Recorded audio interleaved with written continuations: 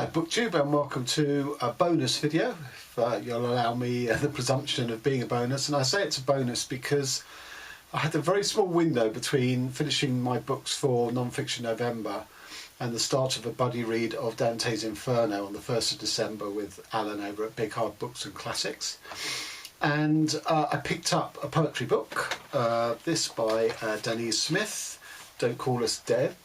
And one of the reasons I picked it up, because I've had it for over a year, it's because it's short and I thought it would fill the window nicely. But it just so happened a couple of books I'd ordered also turned up within this window, and they both, unbeknownst to me, are called poetry books, even though a lot of the layout looks like prose.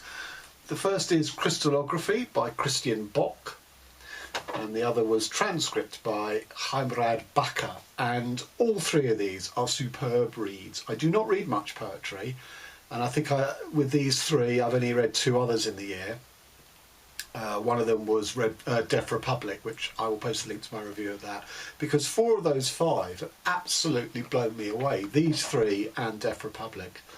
So I've just had this fantastic reading week, and to top it off, I read this novel called Travelling in a Strange Land by David Park, who's an author from Northern Ireland, and I bought it I think around February, and when I sort of read the blurb I sort of thought, oh, this is going to be quite prosaic, quite small in scale, which you know, sort of very sort of around family and all of that. So I sort of had sort of put it off and put it off and put it off, but because of its size I also read it in this small window, and this was also superb. This will probably creep into the lower echelons of my top 10 reads of the year. So I've just had a wonderful reading week. The window started with my novellas in November, and I'll post the link to that, which were both very, very disappointing. But these three poetry books and this short novel, you know, all of them 5 stars, you know, without fail. It's just been a brilliant week.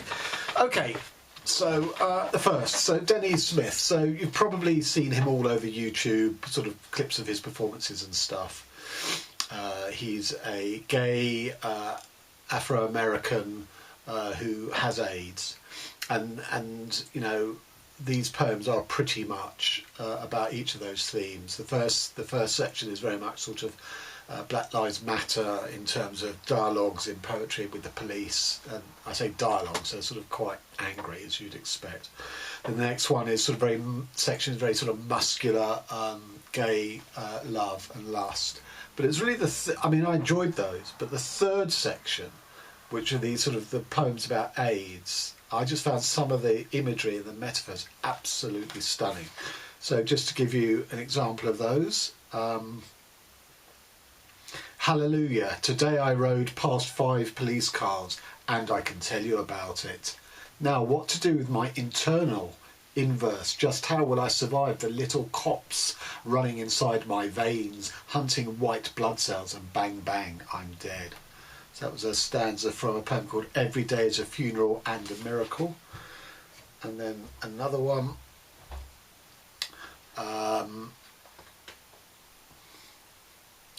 I touched the stove and the house burned down. I touched the boy and now I have his name. Our blood wedding, our blood funeral. I'm his new wife at dusk, and by morning I'm his widow. He left me his blood, and though he is not dead, I miss my husband. I hate my husband, he left me with child. I cut his awful seed out of me, but it always grows back.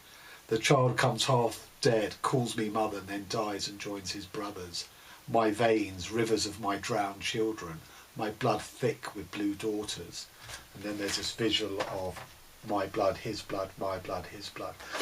And, you know, the blood he's referring to is, the children he's referring to are sort of the AIDS virus multiplying and then sort of being killed off by the treatment, but then reappearing. Stunning poetry. So yeah, 5 stars. Crystallography by Christian Bock. So I'd read a Christian Bock book, that's not easy to say, before. That was Eunoia, and that was an anti-lippo, whereby each of the sections, every word in the poetry started with one of the vowels. So section A, every word started with A, section B, every word started with E, etc., etc. And I found it very cold and uninvolving. Technically it was very good. but it very soon sort of waned because the sort of organising principle of words beginning with the same vowel rather overcame any sort of poetic value or meaning, really. But this is an altogether different kettle of fish. It's experimental in the way that was experimental, in that crystallography means both lucid writing and the science of crystallography, crystals being in everything virtually, snow, ice, metals, etc, etc, etc. And he very much, first of all, this is what's called concrete poetry, whereby it's not necessarily the meaning of the words as in conventional poetry, but it's how visually that can impart meaning and sense to it. So just to give you an example, which are obviously very much sort of crystal structures. So that sort of acrostic type thing is actually the chemical composition of, what is it, the gem emerald. So there's all the different chemical constituents that make emerald. So there's lots of visual stuff, but actually some of the language is superb. So he's sort of blending the notions of, as I say, crystal as in lucid writing, as in language, as in verbiage, with sort of the beautiful natural structures of things like ice and snow, snow and salt and things like that. So this is, a lot of these poems don't have titles. An underwater sun of uranium glows with a chlorinated light in the coolant of the aquarium. Any bacterium bred in the core of the reactor evolves over time into an albino locust that feasts upon phosphorescent lichen. Pale minnows flit in this cistern of deuterium, the heavy water so pure that it cannot conduct electricity, the surface serene despite the speed of the current. A pearl can form in the absence of any oyster if a bit of salt grit attains a china finish after being sprayed by lacrimal splashes. Delicate words simply dissolve when immersed in their meaning. So that is very much, I think, a sort of condensed sort of history of evolution in the sort of nuclear reactor of the core, but then it goes into sort of creativity and writing. Delicate words simply dissolve when immersed in their meaning. And I love this couplet. Fluorescent alga on the ceiling can mimic constellations never seen in the cave. So beautiful. There's lots of really, really good stuff in here. There's quite a long sort of middle section of his father, or at least the father character in here, who was a gem cutter, a diamond cutter. And, there's lots of sort of poems and fragments around that. So I just found this, in the same way that was muscular, but it was muscular around sort of three-dimensional human characters. This was a more sort of abstract muscularity and a more sort of universal, without referring to specific characters, and I really appreciated that. So I'm going to give you one more. I want to see if I can find one that sort of, again, sort of has this thing about language and writing as much as the crystallography. This is called Birefringence, which I don't know what that means. See in silk-screened kimonos, blowtorch scars on metal, wings of iridescent insects, the aurora borealis. See in stained glass windows, spotlight gels for sunlight, broken slides of hoarfrost crystals, magnified through polarizers. See in gasoline rainbows, eyes plucked from peacock fans, fueling dreams of burning asphalt, words kaleidoscope together, houseflies see the world through gemstones. I just loved it. And I actually thought nothing was going to top that. But then we come to this, Transcript by Heimrad translated by, is it going to tell me? Yes, translated by Patrick Greeny and Vincent Kling. So, this is, again, concrete poetry, visual poetry, of snatches of the unspeakable, but by reproducing them here, we realise that people did speak these actual words. And it's unspeakable because this is not only about the Holocaust, it's from the Holocaust. This is words from camp guards, from Nazi ideologues, from victims of the Holocaust, from the the doctors like Mengele, sort of, you know, do these terrible experiments, bureaucrats who administered in ledgers, you know, the statistics, you know, all of these are source documents, maybe from the Nuremberg trials or from, you know, first person witness, all this sort of stuff. And what it is you come to an understanding of the nature of the different languages that were used in order to massage and to be able to have human beings process the Holocaust. So you get the language of science and medicine, albeit a perverted one. You get the language of mad ideology, which is almost sort of gibberish. You get coded language, euphemistic language, bureaucratic language, legal language. You get you just get so many different, and they're only ever snatches. You know, some of them are literally, you know, they're ripped out of context, but you don't have to do all that much work to know exactly what they're talking about. So, for example, something like, I turned 12 on June 2nd, am still alive for the time being. So you don't, you know, that's pretty clear what that is. But then you'll get something like, whereas he had to prepare breakfast each morning for about 300 prisoners in Camp 3, he had to provide a midday meal for only about 150. So you do the maths. And then you get something like that, which is just a load of, you know, timings. And then you go to the glossary at the back. Well, it's not a glossary. You go to the sources at the back, and page 79, where, as I say, which is just a list of timings, you realise, or you are told, is hypothermic experiments with fatal results. So all the different experiments, those are the lifespans thereafter of the people who were practised on. Chilling, utterly chilling.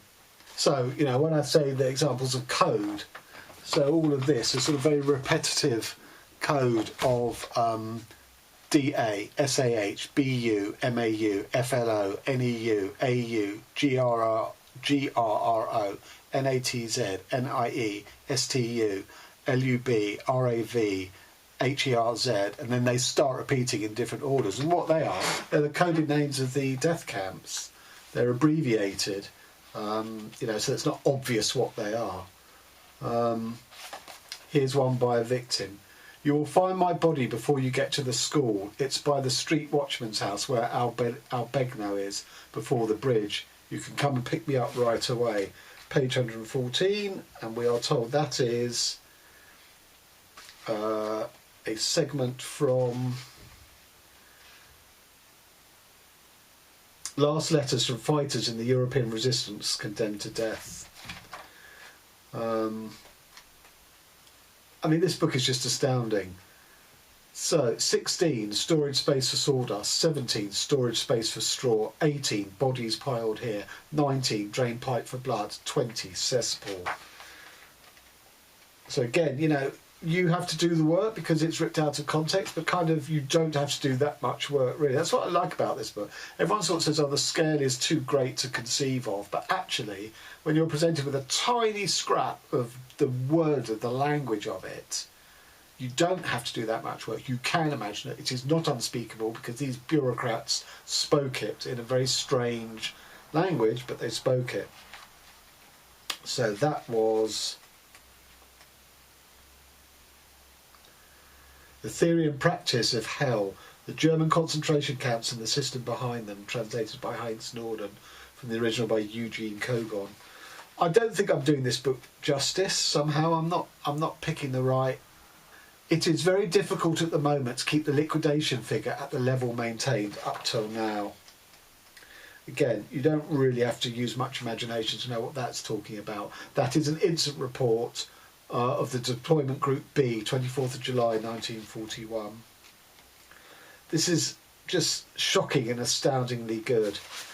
So here's one, a cross, which is almost like the sort of the Free French sign of de Gaulle's lot. But all those numbers are, we are told, so, you know, 2,400, 2,600, 4,600, 6600, 9100, number unknown, number unknown. So obviously that is reporting executions and slaughterers, but let's get the exact source of it, of exactly what kind of report that would have appeared in. Escalating numbers of those killed from the 2nd of April to the 1st of June 1942 in Sobibor camp. The form of a cross is a direct result of the statistical arrangement. You know, stunning, absolutely stunning. You know, this book takes your breath away, but it doesn't take your thinking capacities away. It forces you to confront and to understand, you know, rail timetables we all knew about. You know, there's sort of bureaucratic Nazi announcements of laws that, you know, strip Jews of property and rights. There's police reports. There's just everything. Absolutely stunning book. And sort of by complete contrast. So I didn't think I was going to like this book because basically it's a story of one man during a very, very heavy snowfall in Northern Ireland has to get to Sunderland to go and pick up his son who is ill with the flu because all planes have been grounded by the snow. So he has to take a ferry from Northern Ireland to Scotland and then drive down to Sunderland. And it's very much one man in his car. And it reminded me of that Tom Hardy film called Locke, which I really enjoyed. And this also works in the same way. It's one voice. Yes, he's, you know, there's flashbacks and stuff. But it does work. It does hold your attention, even though there's, you know, there's not much dialogue. I mean, he does run into a couple of people on his journey. And it's basically about a man seeking atonement, asking questions of, can you ever achieve happiness or at least equilibrium in a marriage with children and all the worries and anxieties and non-communication. I guessed what the terrible secret in this book was from quite an early stage, but again, it didn't matter. It didn't lessen the book any for me. Some of the language is beautiful, and some of the images that are threaded, you know, throughout, the way they all come together in the end. So even though I guessed the terrible secret that was revealed, just after that is the conclusion of the book, where he sort of pulls all of these images that he's dripped throughout together, and it just works. It's just masterful writing, and you know, some of the imagery is very, very beautiful. So when he's pulling out of his drive in his house to start this long journey, there are more snowmen in front gardens, and in my euphoria at surmounting the first obstacle of getting out of his drive, it feels for a second as if they are forming a guard of honour, their black coal eyes fastened on me, wishing me well. I just loved that image. I thought, you know, all these snowmen as a guard of honour, because he's basically doing a journey that is heroic, that no one else is mad enough to do. So, you know, I really like this. I've looked at some of David Parks's, the blurbs of some of his other books, and they seem in similar vein, but, you know, I'm going to definitely read him another of his books. So there you have it. Really, really top.